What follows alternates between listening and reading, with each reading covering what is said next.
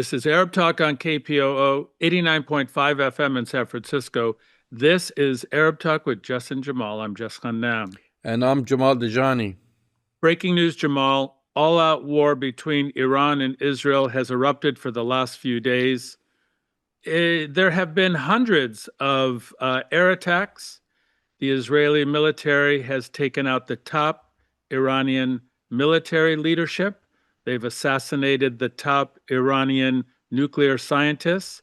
They've laid waste to large segments of the Iranian nuclear program, full extent we're unaware of. And within the last 24 hours, Jamal, they've bombed Iranian oil facilities on the coast. It's all-out war between Iran and Israel. On the Israeli side, Jamal, we are seeing nightly missile attacks into Tel Aviv, Jerusalem, and around. We know of at least dozens of Israelis and hundreds who have been injured. Most of Israel right now is in bunkers, and the sirens are wailing. So this is the most significant escalation of tension and war between Iran and Israel and for the greater region that we've seen in our lifetime, Jamal. And we're going to be covering that after we hear a really excellent interview that you did with the professor of international law at Middlesex University in London. That's Professor William Schabas. He's going to discuss the pressure on the International Criminal Court to abandon its case against Israel's Prime Minister Benjamin Netanyahu and Defense Minister Yoav Gallant for war crimes. I mean, what we're finding out, Jamal, in this excellent interview is that, Trump and other members of the Trump administration are putting pressure on the ICC. They're sanctioning 4 of the judges presiding over the case. There's tremendous pressure to get the ICC to drop this case. Lots going on, Jamal. And in the midst of this, 79 Palestinians were murdered by the Israelis trying to get food in Gaza. So we have an acute escalation. That's right, Jess. So let's first watch the interview with Professor Schabas, and we'll go on. We'll continue with the breaking news and developing news, which is what's happening between Israel and Iran. Escalating pressure on the International Criminal Court to abandon its case against Israel's Prime Minister Benjamin Netanyahu and former Defense Minister Yoav Gallant for war crimes and crimes against humanity. President Trump recently issued an executive order sanctioning 4 of the judges presiding over the case. This comes after President Trump previously sanctioned the court's chief prosecutor Karim Khan in February, following successive attempts by Israel and 12 United States senators to intimidate both him as well as prior chief prosecutor Fatou Bensouda from pursuing arrest warrants for Israeli officials. The European Union condemned the sanctions, with the president of the European Commission, Ursula von der Leyen, stating that the ICC holds perpetrators of the world's gravest crimes to account and gives victims a voice, and that it must be free to act without pressure. Joining us on Arab Talk to discuss the implications of these attacks on the International Criminal Court's legitimacy and whether there is a way to counteract them is William Schabas. He is a professor of international law at Middlesex University, London, as well as Professor Emeritus at Leiden University at the University of Galway, recognized as a leading expert on international human rights law, international criminal law, genocide, and capital punishment. He is the author of more than 20 books on these issues. Welcome to Arab Talk, William. Thank you, Jamal. It's a pleasure to be with you. So let me begin by asking you, the United States has unique financial power, and the dollar is dominant global currency. Providing that one does not have holdings in the United States, how chilling are its sanctions on an individual of average means like the International Criminal Court judges? Well, I guess individuals respond to these types of sanctions in different ways, but it doesn't strike me that this is as dire as people are making it out to be. It's not the first time the United States has tried to attack the International Criminal Court. And I think that they have yet to find the magic bullet that's going to be so destructive. Surely there are ways to work around, and people are doing this. They get their employers pay them in cash. They use euro. Maybe they'll be opening Chinese bank accounts and getting Chinese credit cards. It's not as if the U.S. can bring the world to its knees by freezing people's bank accounts. And personally, I don't see that denying people a visa to go to the United States is catastrophic. I'm Canadian. We Canadians are boycotting going to the United States, and we don't need anyone to deny us visas. We don't want to go there. Right. One of your many books is The International Criminal Court, a commentary on the Rome Statute. The argument that underlies these sanctions, and which has been brought up by Israel prior to the ICC issuing arrest warrants for Prime Minister Benjamin Netanyahu and former Defense Minister Yoav Gallant, is that as a non-signer to the Rome Statute, neither Israel nor the United States are subject to its jurisdiction. What's your interpretation of this claim? This is an old argument that's been around since the Rome Statute was adopted in 1998. It's true to a limited extent. Obviously, the treaty, because the Rome Statute is a treaty, doesn't bind a state that hasn't accepted the treaty. It's something that states agree to, they consent to. Some states have done it. A majority of the world states have, but some important, powerful ones have not, like the United States, but also Russia and China. So obligations under the statute don't bind them legally. But at the same time, the issue really is the creation of the jurisdiction of the court. What are the cases it can prosecute? And so the Rome Statute says it can prosecute crimes committed on the territory of a state that joins the court. It can also prosecute crimes that are committed by a citizen of a state that joins the court. Well, these are old principles of international law that are not controversial, that any state can prosecute crimes committed on its territory. Moreover, states can prosecute crimes committed by their citizens. So there's nothing objectionable about this. American citizens have been prosecuted by courts of other countries, including the United Kingdom, including Israel, including France, for many years without objection. They never say that they can't prosecute them because the United States didn't consent. Mm-hmm. So I think this is, I think it's a legally, it's a very superficial argument that they make. It's an old one, but I don't think it has much traction. Well, let me understand this. Also cited by Israel as an argument against prosecution by the ICC is the complementarity provision, meaning that parties are prosecuted in international court as a result of not doing so adequately within their internal legal system. You are a scholar of genocide and war crimes. Did Israel demonstrate a credible record of prosecuting war crimes and crimes against humanity from within? Well, I don't believe that Israel can demonstrate that it has done that in any meaningful way, and certainly hasn't done that in any meaningful way with regard to the acts that have taken place since the 7th of October, 2023. Israel would have to demonstrate that, but, the court has adopted an interpretation of the provisions dealing with what we call complementarity, where they look at what a state is doing and say, if it doesn't mirror the prosecutions that are being undertaken by the ICC, then the ICC can proceed. So really the question we have to ask is, what is the status of the prosecution against Benjamin Netanyahu under Israeli law for starving the people of Gaza? And of course, the obvious answer is there's no such prosecution. So the complementarity argument, it would certainly fail before the International Criminal Court if they were to invoke it based on the current interpretation that the judges have made of the statute.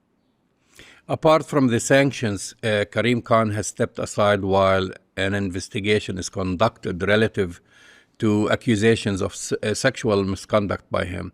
It is said that he was preparing other applications for the arrest warrants of additional Israeli officials, but the ICC judges prevented him from announcing these, as he had previously done for Benjamin Netanyahu and Yoav Gallant. Khan's defense for doing so was to curtail those named from continuing the alleged crimes, while the court's judges state that it put inordinate pressure on them What's your opinion on this? There are two theories about this issue of the so-called secret arrest warrants. One is that they will enhance the effectiveness of the court because they'll be able to catch people by surprise. Obviously, at the current time, Smotrich and Ben-Gvir are not going to be arrested in Israel. I don't know if they're big travelers, but if they were to travel, they would know that they're at risk of being arrested to the extent that they go to a member state of the court, although it's not beyond the realm of possibility that a non-member state of the court would also take the initiative to arrest them. I suppose if they went to Saudi Arabia or Kuwait, they might be arrested, or Egypt, even if those states are not members of the court, but they're obviously not going to go there. So the court, the judges of the court, kind of chastised Khan for the advanced publicity he was giving, not just when the arrest warrant is issued, but when he applied for it. And they said, you shouldn't be doing this. The practice has varied at the court. It's been in existence now. It's been issuing arrest warrants for 20 years now. And sometimes they've been made public. Sometimes the prosecutor has announced that he's applying for them. And at other times they've been secret. And I don't know we don't have any great proof that a secret arrest warrant works. They recently arrested the former president of the Philippines, Rodrigo Duterte, who is now in custody in The Hague. But that was really more because his political rival, the current president of the Philippines, essentially cooperated with the court and turned him in. So it's not clear how effective keeping these arrest warrants secret really is. And of course, the secrecy only lasts to the first time you try and spring the trap. And if you fail, why then the cat is out of the bag, so to speak. And you can only do it once, keep it secret, And I think the other thing about the secret arrest warrants that people should bear in mind, nobody at the court is going to admit this, but the office of the prosecutor is filled with spies. Mm. There have always been spies in all of these international courts, going right back to Nuremberg. There are spies there. So I suspect that keeping it secret is not really very effective because the word leaks out through the spies anyway. Well, do you feel like, there is a concern that in the absence of a chief prosecutor, deputy prosecutors will be unwilling to take on the political backlash suffered by pursuing these additional arrest warrants. Do you think that in Karim Khan's absence, at least vis-a-vis Israel and Palestine, that the ICC will become a lame duck? Well, it's certainly not a good situation, and it is hard to assess how much to what extent the deputy prosecutors, there are two of them, are prepared to step in and take the kind of big decisions that the prosecutor can take. The court is I don't know if everybody appreciates how significant the prosecutor is in the court. He's like the president of the United States in the U.S. He has a huge amount of power. It's his discretion that decides where the court is going to prosecute, who is going to be charged.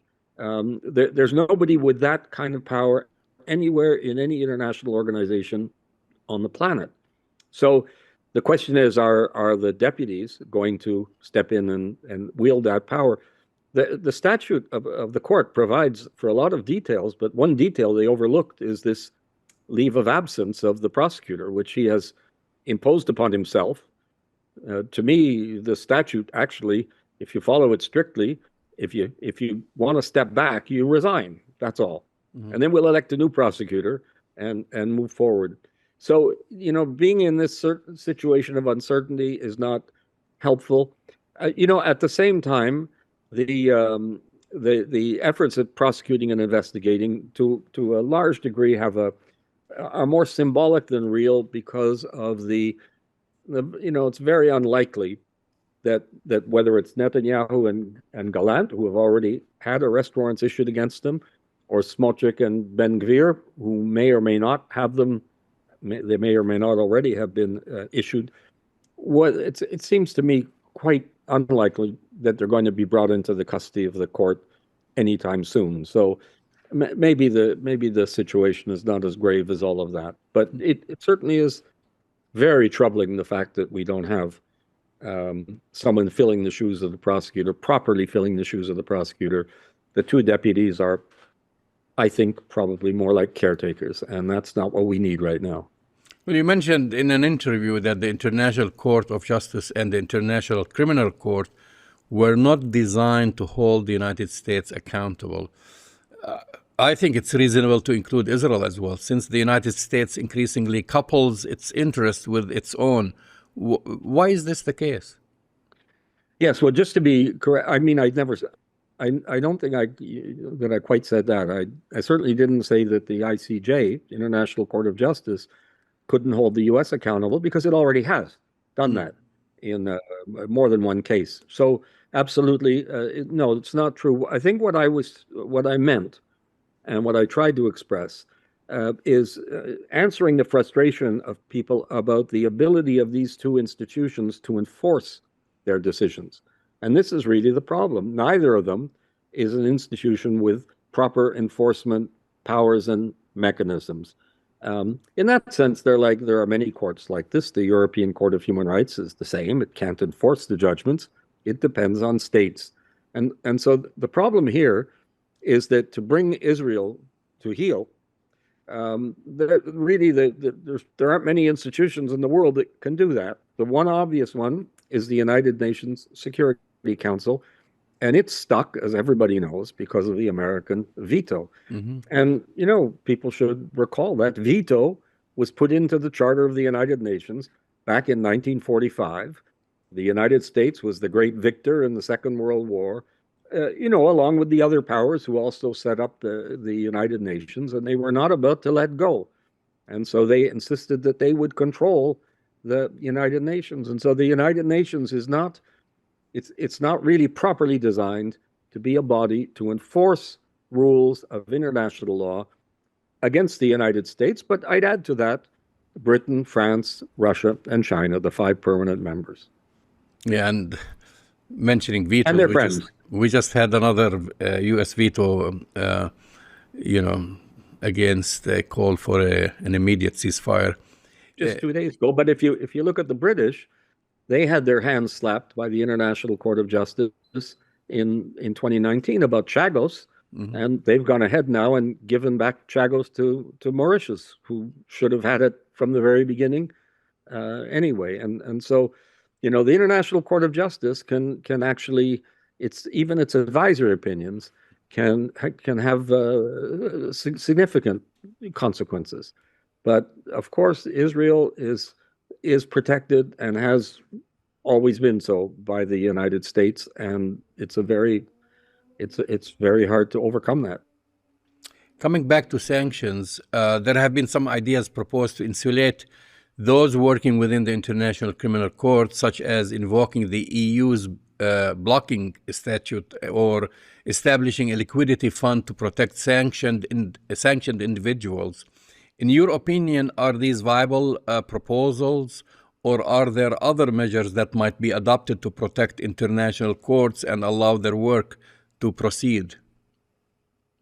Well, I think that the protecting the International Criminal Court and its personnel from the United States, but also from Russia. We have Russia making attacks on the court as well.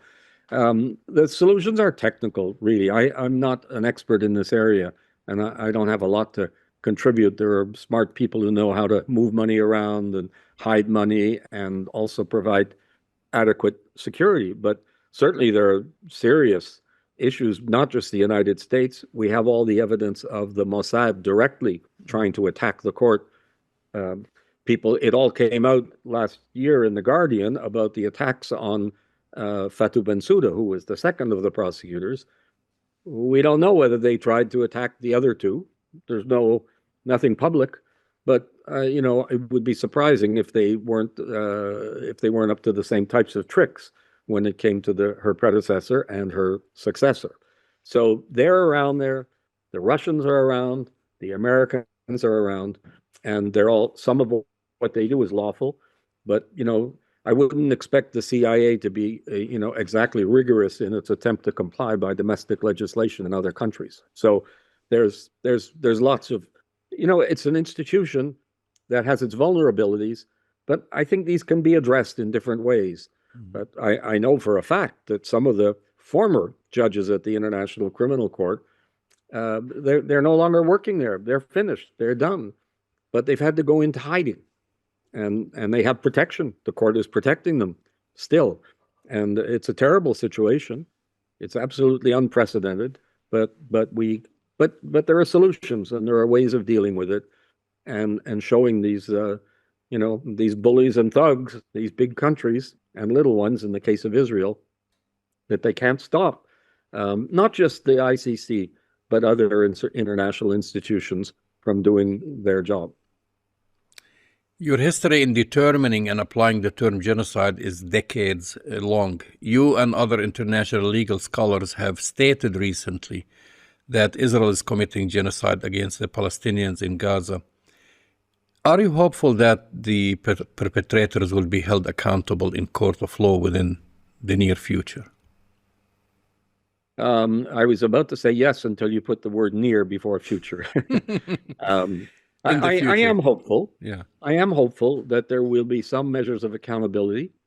There's certainly a very real possibility of judgments of the International Court of Justice dealing with Israel and also with collaborators of Israel, those who have supported it.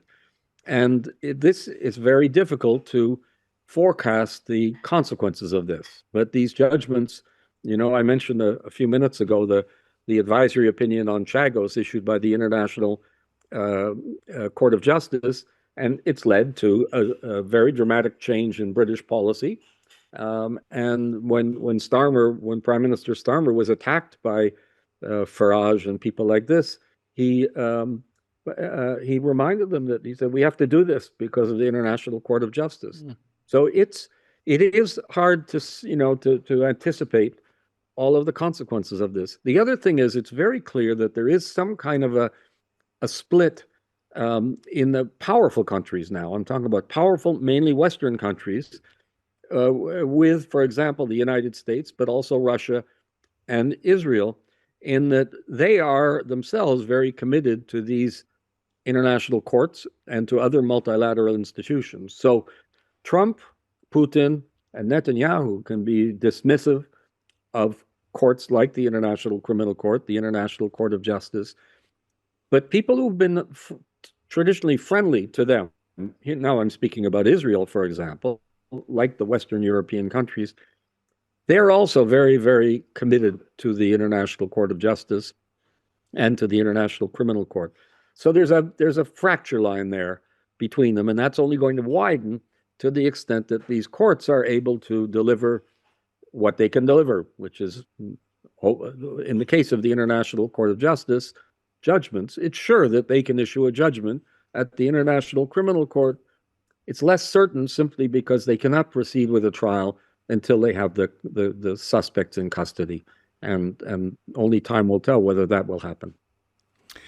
William Schabas, thank you for coming on Arab Talk and sharing your valuable insights. Thank you for having me. That's the voice in the face of William Schabas. He's the professor of international law at Middlesex University in London. Yeah, Jamal, I mean, he clearly spells out, and, as we've been reporting, tremendous pressure to drop the case and the arrest warrants against Netanyahu and against Gallant. I mean, they're basically warrants for their arrest. The ICC has leveled tremendous charges against Israel and is pursuing that. But there's tremendous pressure from the United States, obviously, to basically decapitate, if you will, the ICC and to limit, if not stop, the case against Israel. Yeah, I don't know if it's going to work. I mean, at least the intention is there that hopefully it's not going to work. But it seems that the distraction that's happening now, mostly that Israel's continuing bombing of Gaza, the starvation continues, the war continues. And now the story that's happening in Gaza is being overshadowed by this major escalation. I call it, like you said, it's a war, really, between Iran and Israel. And that's another distraction to keep Netanyahu away from the ICC, Right. and away from being imprisoned in Israel for corruption and other things. Well, that's exactly right, Jamal. I mean, we have to understand the larger context of Benjamin Netanyahu's political kind of situation right now. Prior to the initiation of the war with Iran, Netanyahu was in deep, deep political crisis. He had let go of his security chief. His version of the NSA was dismantled. He has a new defense minister. The polling among Israeli citizens put him in a very, very bad light. He has his own corruption case that he's facing right now. And we know that Netanyahu's own political calculation is the only thing that protects him is war. The only thing that protects him is genocide in Gaza. I mean, because the Israeli political establishment and most Israelis don't have the appetite to destabilize the government, to get rid of Netanyahu in the middle of a genocide and now a war with Iran. I think this is, basically Netanyahu's calculation. The calculation is costing, the result of this calculation is a genocide in Gaza and the starvation of tens of thousands of children in Gaza. Obviously, he doesn't care about that. The ethnic cleansing continues unabated, and it's not stopping, Jamal, in the midst of this extraordinary war that has erupted. I mean, we don't even know the full extent of the destruction that the Israelis have leveled in Iran right now. There's a lot of really crazy stories, secret drone bases that the Israelis planted in Iran to create these attacks. I mean, the complete obliteration of the nuclear program in terms of the nuclear scientists, as I mentioned before, as well as the assassination of most of Iran's top military leadership. This is all-out war.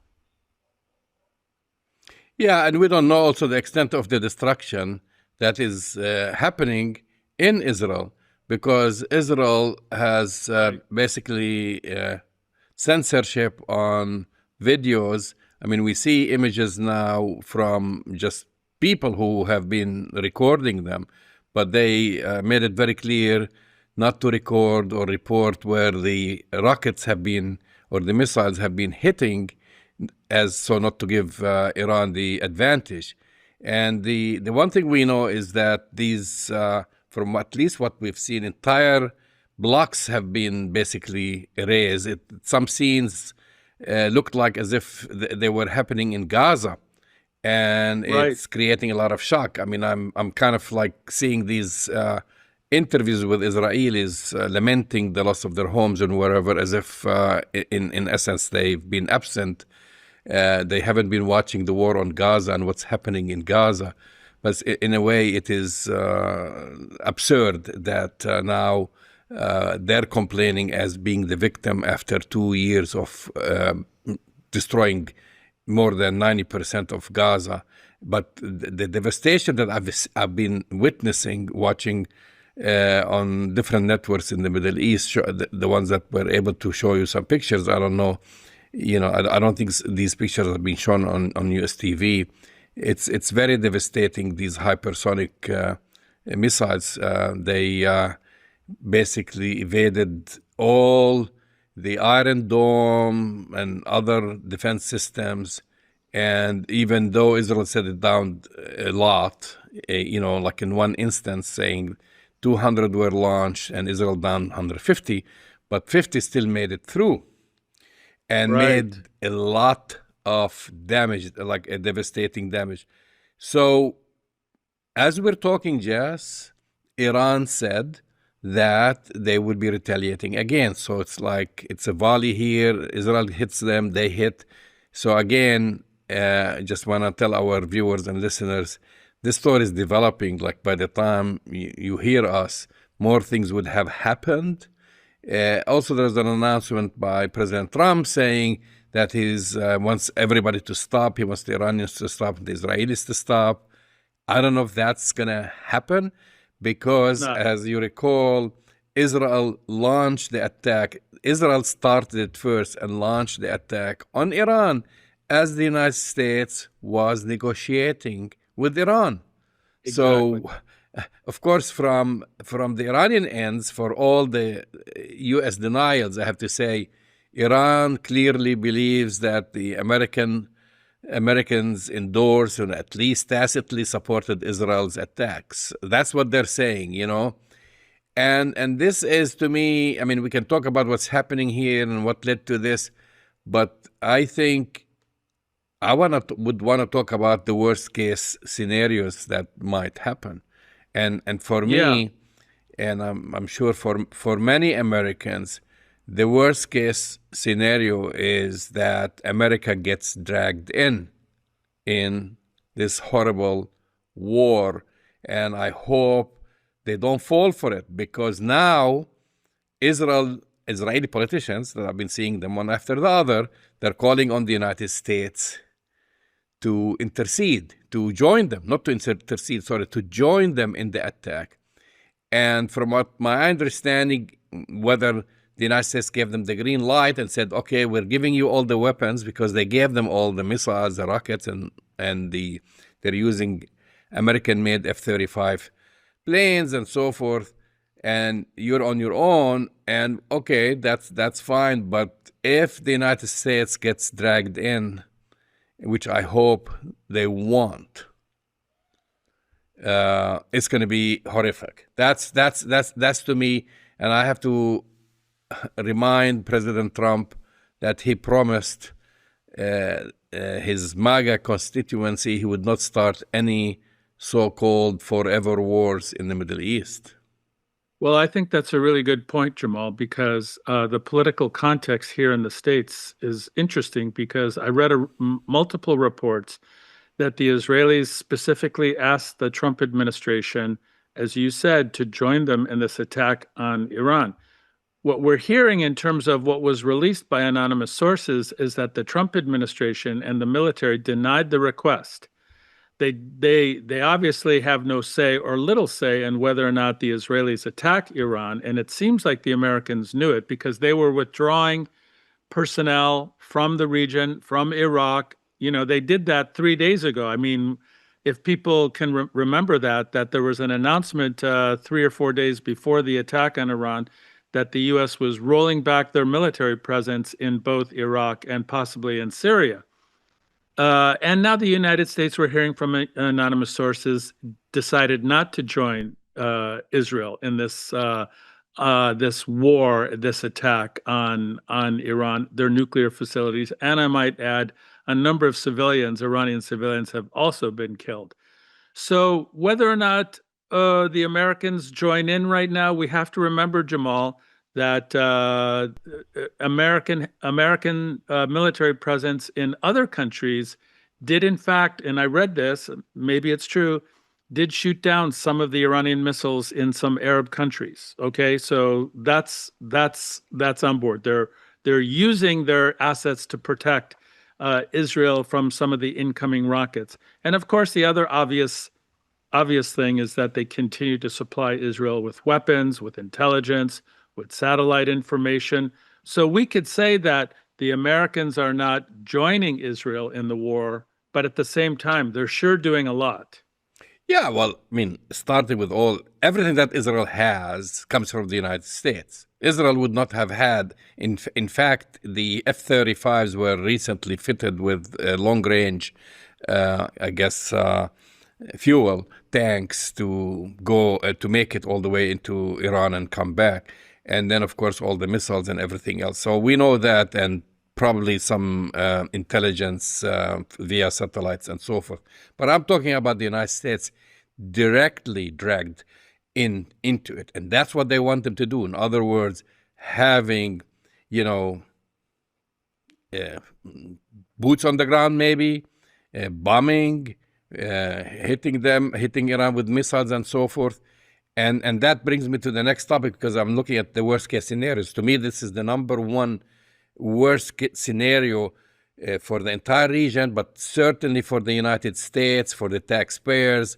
And I'm seeing some crazy talk in Congress and people saying, yeah, we should do that. And I see a lot of people posting on social media trying to drag the United States on. I'm not going to name names, but they're kind of hysteric and crazy to ask the Americans, after you give Israel all these billions of dollars, to ask them to get involved and into an all-out war that Trump promised not to bring us into, and have Americans die fighting for Israel. You know, I saw something today, the ambassador in the United States posting something, Huckabee, I should say, saying that there are, which is something, actually I haven't heard an American official admitting these numbers. He say, we have to help Israel because we have 700,000 Americans living there. So now we have the number of how many American settlers living in Israel officially from an American on the ground. Are they, and my question to him, are they tourists? Are they working there or what? I mean, these are Americans with Israeli passports. Many of them made their life there. They serve in the Israeli military and so forth. And now you're asking the rest of the United States to intercede and protect them and commit billions of dollars. And most importantly, having Americans die for that, for something Israel decided on its own to launch. And then the other part of my worst case scenario and my fear is what Iran has been saying, because Iran has been also saying if the United States joins the war, they're going to be targeting U.S. bases in the Gulf. And then, which means also dragging into another regional war involving striking U.S. bases in Saudi Arabia, in Qatar, striking Saudi Arabia's oil fields, and shutting the Straits of Hormuz. It's crazy. It's like a snowball. Yeah. And even though you're describing it as a worst case scenario, I don't think we're that far from that scenario, Jamal, because closing the Straits of Hormuz is something that the Iranians have done before. They have a very large presence in that area. They have a strong naval and military presence there. It's not that difficult. It's a very narrow crossing. It's not that difficult for them to shut down the Straits of Hormuz, which is not that wide, and really the bulk of the oil trade, comes through the Straits of Hormuz for the whole world. So that's not, and we've seen oil prices go up because of this, obviously because of the war. So that scenario is not that far away. I just want to make an interesting comment. I know you commented on hearing a lot of the drumbeats from Americans saying, yeah, let's go to war with Israel, which would be a catastrophic mistake for U.S. foreign policy. But it is interesting. I have been also reading and hearing segments within the Trump world saying, let's not do this. Let's stay out of this war. Let's not support Israel anymore.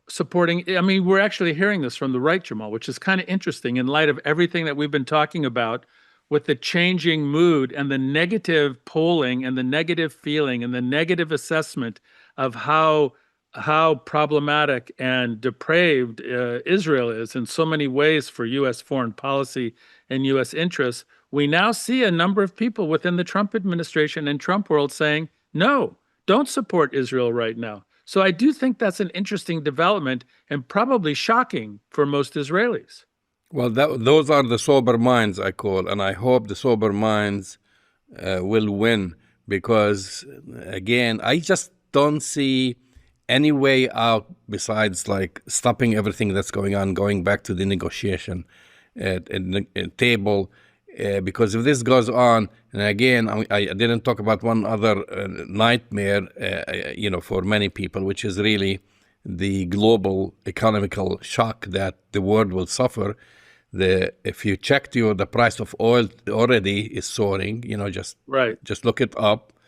And if Iran decides to close the Straits of Hormuz, further restricting the movement of oil, and then dragging on, let's say, the Houthis, and they start redoubling their efforts, attack shipping in the Red Sea, which kind of a little bit calmed down now.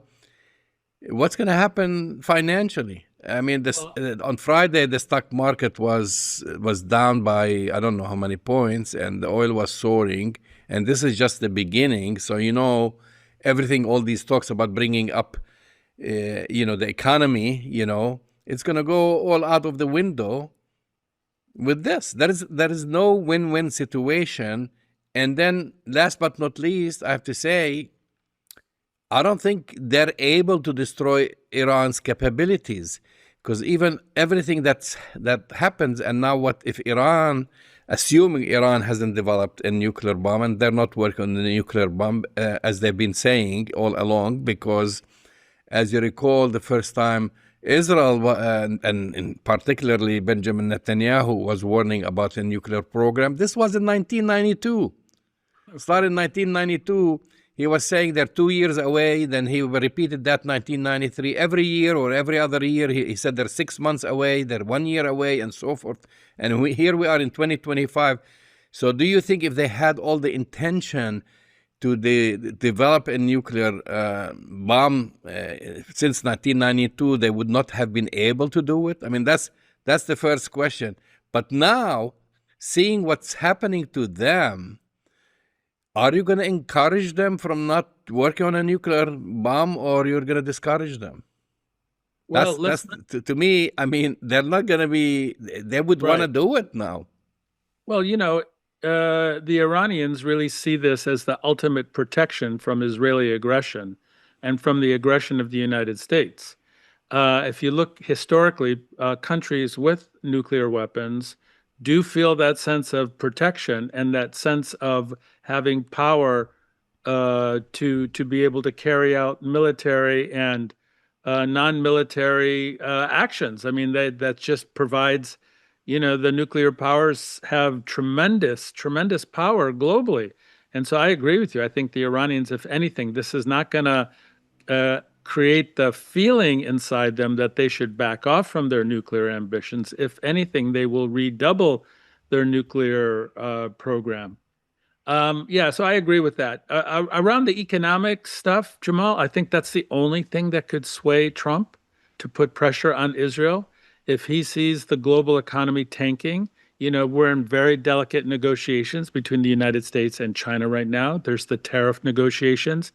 It got somewhat stabilized in this last week, which brought Trump a lot of positive, feelings about it, because, the economy was on the verge of taking a huge hit. It may still, but if this war goes on, Jamal, I agree with you. It's going to tank the global economy, and that's the thing that will destabilize Trump and his administration much more efficiently and quickly than anything else.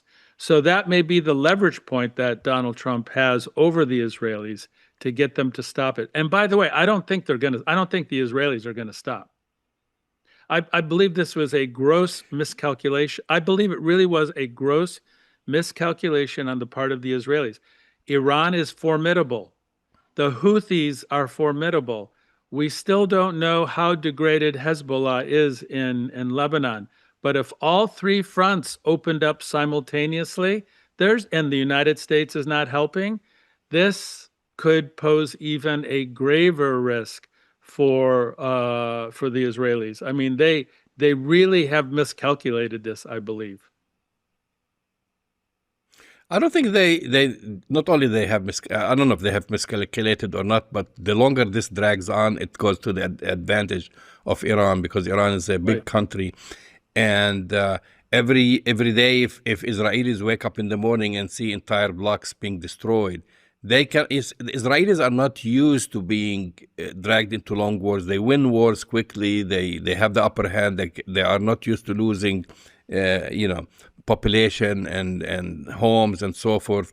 Iran is a big country. It also has a high population and so forth, so they can drag it on for a long time. And if it does happen without the interference of the United States, Iran, not only it will win, but for sure now it will pursue a nuclear program.